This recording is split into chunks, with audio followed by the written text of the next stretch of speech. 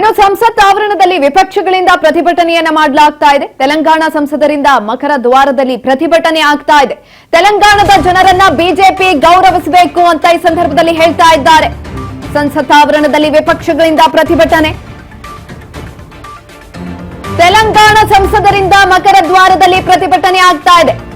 ತೆಲಂಗಾಣದ ಜನರನ್ನ ಬಿಜೆಪಿ ಗೌರವಿಸಬೇಕು, ತೆಲಂಗಾಣದ ಜನರಲ್ಲಿ ಬಿಜೆಪಿ ಕ್ಷಮೆಯಾಚಿಸಬೇಕು ಅಂತ ಕೂಡ ಹೇಳ್ತಾ ಇರುವಂತದ್ದು. ಪ್ರತಿಭಟನೆಯನ್ನ ಮಾಡಲಾಗ್ತಾ ಇದೆ. ಈಗ ಆಲ್ರೆಡಿ ತೆಲಂಗಾಣದ ಜನರಿಂದ ಪ್ರತಿಭಟನೆಯನ್ನ ಮಾಡ್ತಾ ಇರುವಂತದ್ದು. ಯಾಕಂತ ಅಂದ್ರೆ ಎಲ್ಲೋ ಒಂದ್ ಕಡೆ ದಕ್ಷಿಣ ಭಾರತಕ್ಕೆ ಕೇಂದ್ರ ಸರ್ಕಾರ ಮಾಡಿರುವಂತಹ ಈ ಒಂದು ಕ್ರಮ ಏನಿದೆ ಅದು ಮೋಸ ಆಗ್ತಾ ಇದೆ ಅನ್ನುವ ವಿಚಾರಕ್ಕೆ ಸಂಬಂಧಪಟ್ಟಂತೆ ಮೊದಲಿನಿಂದಲೂ ಕೂಡ ಕೂಗುಗಳು ಕೇಳಿ ಬರ್ತಾ ಇತ್ತು. ಇದೀಗ ಇದೇ ವಿಚಾರಕ್ಕೆ ಸಂಬಂಧಪಟ್ಟಂತೆ ಸಂಸತ್ ಆವರಣದಲ್ಲಿ ವಿಪಕ್ಷಗಳಿಂದ ಪ್ರತಿಭಟನೆ ಆಗ್ತಾ ಇರುವಂತದ್ದು. ಗೌರವಿಸಬೇಕು ಬಿಜೆಪಿ ತೆಲಂಗಾಣದ ಜನರನ್ನ ಅಂತ ಹೇಳ್ತಾ ಇದ್ದಾರೆ. ಪ್ರತಿಭಟನೆಯನ್ನ ಮಾಡ್ತಿದ್ದಾರೆ.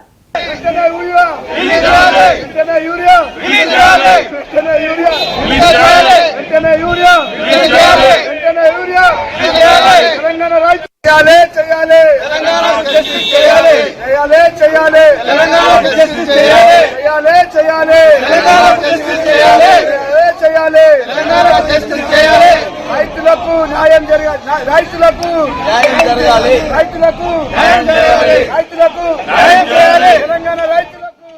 ಸಂಸತ್ ಆವರಣದಲ್ಲಿ ವಿಪಕ್ಷಗಳಿಂದ ಪ್ರತಿಭಟನೆಯನ್ನ ಮಾಡ್ತಾ ಇರುವಂತದ್ದು. ಎಲ್ಲೋ ಒಂದು ಕಡೆ ಈ 3 ವಿಧೇಯಕಗಳೇನಿದೆ ಆ ವಿಧೇಯಕಗಳಲ್ಲಿ ಕೆಲವೊಂದಷ್ಟು ರಾಜ್ಯಗಳಿಗೆ ಅನ್ಯಾಯ ಆಗ್ತಾ ಇದೆ.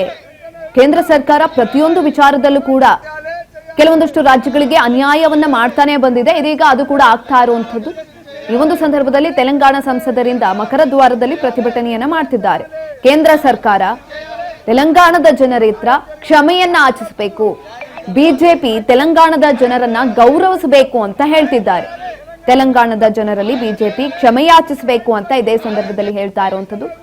ತೆಲಂಗಾಣದ ಸಂಸದರಿಂದ ಪ್ರತಿಭಟನೆ ಆಗ್ತಾ ಇದೆ. ಮಕರ ದ್ವಾರದಲ್ಲಿ ಆಗ್ತಾ ಇರುವಂತಹ ಪ್ರತಿಭಟನೆ. ಇನ್ನೊಂದು ಕಡೆನಲ್ಲಿ ಇಂದು ಏನಿವಾಗ ಈಗ ಆಲ್ರೆಡಿ ಮಸೂದೆಗಳನ್ನ ಹೇಳಿದ್ದಾರೆ.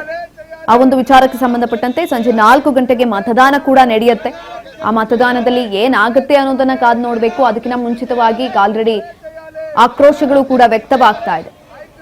ಈಗ ಜಲಕ್ ಅನ್ನೋ ರೀತಿಯಲ್ಲಿ ತೆಲಂಗಾಣದ ಸಂಸದರಿಂದ ಮಕರ ದ್ವಾರದಲ್ಲಿ ಪ್ರತಿಭಟನೆಯನ್ನ ಮಾಡ್ತಾ ಇರುವಂತದ್ದು. ಸಂಸತ್ ಆವರಣದಲ್ಲಿ ನಿಂತ್ಕೊಂಡು ಪ್ರತಿಭಟನೆಯನ್ನ ಮಾಡ್ತಿದ್ದಾರೆ.